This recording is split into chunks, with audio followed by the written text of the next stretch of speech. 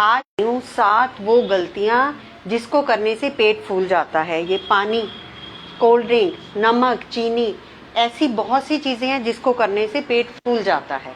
तो आज हम उसी के बारे में चर्चा करेंगे। मैं doctor Renu Vandana, doctor and counsellor.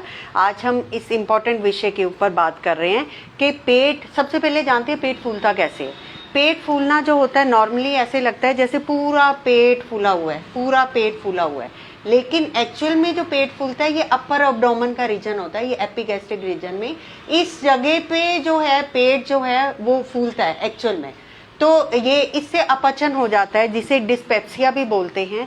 खाना ठीक से हजम नहीं होता, मानो खाना खाया, मुख से खाना ये उसोफेगस में जाकर जब ये स्टोमिक में चला जाता है, ऐसे आके स्टोमिक में चला जाता है, तो ये खाना जो है यहाँ पर जब डाइजेशन नहीं होता, अपचन हो जाता है, डिस्पेप्सिया हो जाता है, जिससे क्या होता है, ये एक्सपीरियंस सबने किया है, इससे गैस बहुत ज़्यादा बन जाती है, चक्कर आने लग जाते हैं, वॉमिटिंग की फीलिंग आनी शुरू हो जाती है, और कईयों को डायरिया भी शुरू हो जाता है, पेट में दर्द होना शुरू हो जाता है, और गैस की वजह से सर में दर्द शुरू हो जाता है, माइग्रेन की तकलीफ हो जाती है। ऐसी एक यही है जो बेस हमारे बॉडी का है, या अपचन से ही सारी बीमारियां शुरू हो जाती हैं।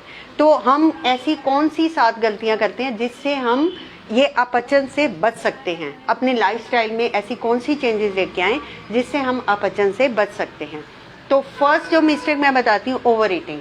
मम्मी ने खाना बहुत स्वाद बनाया, बहुत अच्छा खाना बनाया, तुम वो खाना खा रहे हो, प्लेट ज़्यादा भर ली, खाना खाते हुए ये नहीं पता चला कितना खाना है, तो उस वजह से ये प्रॉब्लम आ जाती है। तो एक्चुअल में होता क्या है कि जब हम खाना खाते हैं, हमारे जो स्टोमिक के जो होते हैं ना, ये मसल्स होते हैं, ये जब स्ट्रेच होते हैं, तो स्ट्रेच होने से यहाँ पर जो वागस नर्व है, ये मसल सारे स्ट्रेच हो जाते हैं, इसकी जैसे थोड़ा ऐसे बढ़ जाता है, तो हमारी एक वागस नर्व है, वो जो वागस नर्व है उसका सिग्नल हमारे ब्रेन को जाता है, तब हमें ये पता चलता है खाना हमने ज़्यादा खा लिया, पर तब तक तो खाना खा चुके होते हैं ना, क्योंकि उसमें 30 मिनट्स लगते हैं, क्योंकि खाना ही बहुत फास्ट खाते हैं, तब भी ये प्रॉब्लम आ जाती है। हमें इसके लिए माइंडफुल ईटिंग लेने की ज़रूरत है। खाना पहले ही कम डालें और माइंडफुल मतलब धीरे धीरे चबाकर खाएं, ताकि खाना ठीक से डाइजेस्ट हो जाए।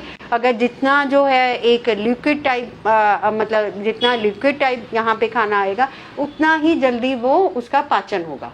तो पहली तो ये मिस्टेक हमें इस बारे में ध्यान देना है। दूसरी जो करती हैं, ये पानी। बहुत लोगों को ये कंप्लेंट होती है कि जो पानी हम खाना खाते हैं, अगर पानी पिएंगे खाना तो तभी हमारा पचेगा। तो ये जब हम खाने के साथ ये पानी भी पीना शुरू कर देते हैं, तो क्या होता है कि यहाँ पे जो जूसेस निकलने हैं खाने को पचाने के लिए, जितने भी जूसेस निकलेंगे वो पानी से डिल्यूट हो जाएंगे। जब पानी से डिल्यूट हो गए, खाना ठीक से पचेगा नहीं पचेगा तो क्या होगा, गैस उत्पन्न होगी, अपचन होगा, वही नोजिया की फीलिंग होगी। यहाँ पे जलन भी होती है, जलन होनी, ये इसका भी सबको जलन होनी शुरू हो जाती है। तो ये लगता है उससे क्या, तो भूख भी कम लगनी शुरू हो जाती है। जब खाना ही नहीं पचा, कॉन्स्टिपेशन होगी और भूख भी कम हो जाती है। ये प्रॉब्लम जो होती है, इसलिए पानी जो है 40 मिनट्स के बाद लें, क्योंकि इसको पाचन करने में स्टोमिक में ये 40 मिनट्स लगते हैं खाने को पाचन करने के। उसके बाद पानी पीना बहुत सही है। कई वार्म वाटर थोड़ा लेते हैं, उससे क्या होता है कि गैस जो होती है, मतलब यहाँ एक क्लीनिंग भी हो जाती है और खाने के लिए अच्छा डाइजेशन भी हो जाता है। तो वो बहुत सही है। ये हमारी दूसरी गलती थी जो हम करते हैं। तीसरी गलती, जैसे बच्चों को ही मैंने देखा कि बहुत शौक होता है ये कोल्ड ड्रिंक वगैरह लेने का, कोल्ड ड्रिंक पीने का। वो जितनी ऐसे कार्बो ड्रिंक्स लेते हैं, इसमें क्या होता है, ये आपने देखा होगा, जब भी इसको खोलते हैं ये फूलता है ऐसे करके। ये देखो, ये इसमें गैस बनती है और ये फूलता है।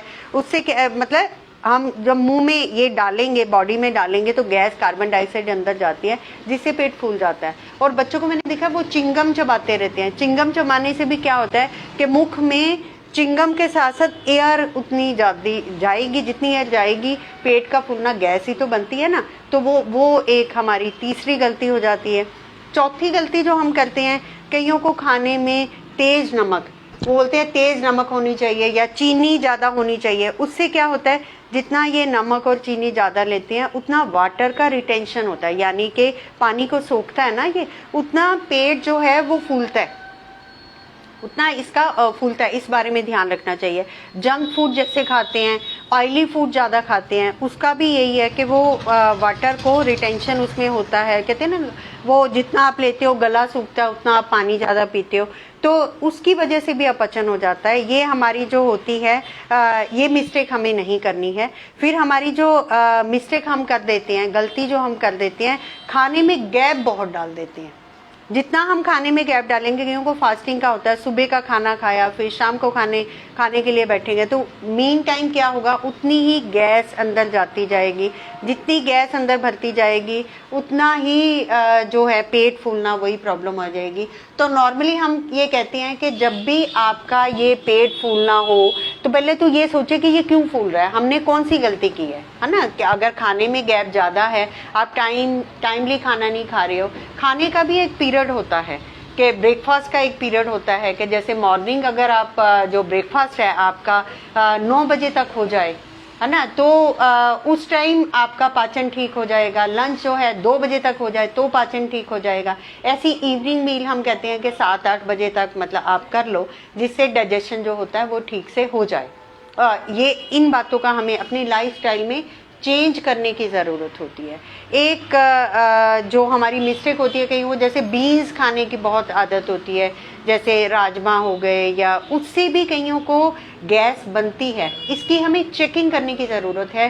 क्या मतलब ऐसी अगर राजमा खा रहे हो या बीन्स खा रहे हो उससे गैस बनती है, तो उन चीज़ों को कम कर दो। हाई फाइबर जो फूड होते हैं ना, जैसे हम लोग कई वो खाते हैं, जैसे स्प्राउट्स वगैरह ज़्यादा खा लिए, या फ्रूट्स जो फ्रक्टोज होते हैं वो ज़्यादा खाने से भी गैस बन जाती है। तो ये वाली गलती को भी हमें ठीक करने की ज़रूरत है। और लास्ट जो है हमारी कई बार क्या होता है कि इंटॉलरेंस होती है। इंटॉलरेंस, ये 7वीं गलती मैं आपको बता रही हूँ। इंटॉलरेंस में क्या होता है कि जैसे कईयों को वीट की एलर्जी हो जाती है, कईयों को मिल्क प्रोडक्ट से एलर्जी हो जाती है। इसकी वजह से भी क्या होता है कि खाना जब पचा ही नहीं, क्योंकि एलर्जी के कारण खाना तो पचा ही नहीं, तो उससे फिर गैस बन गई और फिर तुम्हें ये प्रॉब्लम हो गई। तो उसमें क्या है कि हमें ये चेक करने की ज़रूरत है, क्या मुझे अपने मतलब आपको एक चार्ट बना लेना चाहिए, कौन कौन सी चीज़ें आप खाते हो जिससे कि पेट फूलता है, वो अपने लाइफस्टाइल में उसको चेक करने की ज़रूरत हो जाती है। ये थी हमारी 7 गलतियाँ।